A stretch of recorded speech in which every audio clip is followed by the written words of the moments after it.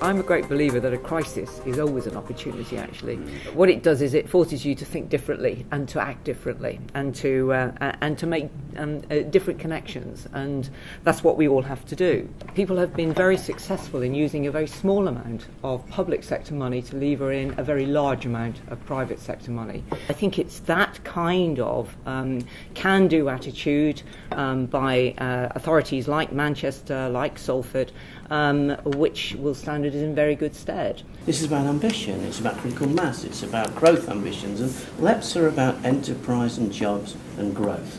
And the LEP itself is an organisation that can give strategic direction and help prioritise investment decisions across a large area and hopefully influence an area outside of that.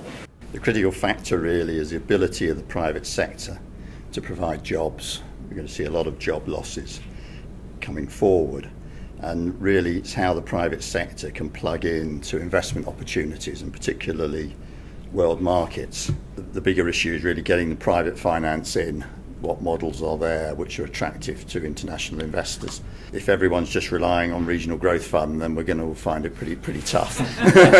So it's how it can be aligned with private sources of funding, where there are things which are attractive to the market but not quite attractive enough to make them happen here. We're very excited about the LEP and the opportunities for it. I think it's interesting how the drive of central government towards localism is actually what Manchester's been doing for some time. I think we'll probably find that the LEP, the Manchester LEP, is going to set the standard nationally. I think the issue has been not will Greater Manchester's LEP succeed.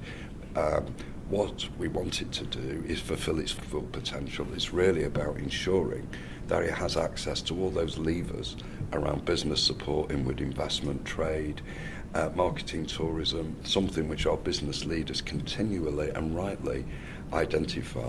The brand of Manchester and of Greater Manchester is incredibly strong. And people look to Manchester as the example to follow, and therefore it is about, for me, the encouragement of that entrepreneurial spirit to continue, that private sector engagement. And it's all about that connection, keep the network, keep that family together and continue to push forward. We've got to establish, in my view, innovative partnerships, ways of bringing together different pots of money. There's opportunities like TIF, there's the Evergreen Fund, there's a number of opportunities out there.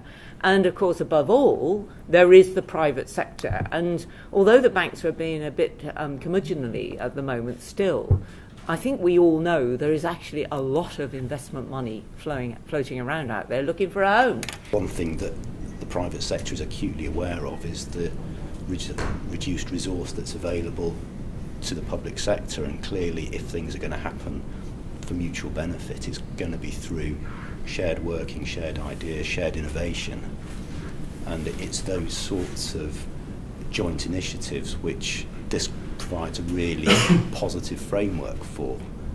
I think when looking at the Regional Growth Fund, we could also learn from some of the activity we're seeing from the Prime Minister and his core team and the business leaders of the UK. They've taken trips out to India, to China, and in a way almost are pitching for a global growth fund in the form of inward investment and FDI into the UK. Gilts are running at about 2.95 return, UK infrastructure about 5.95. That's a very powerful message for inward investors, and the Prime Minister and the core team have taken that overseas.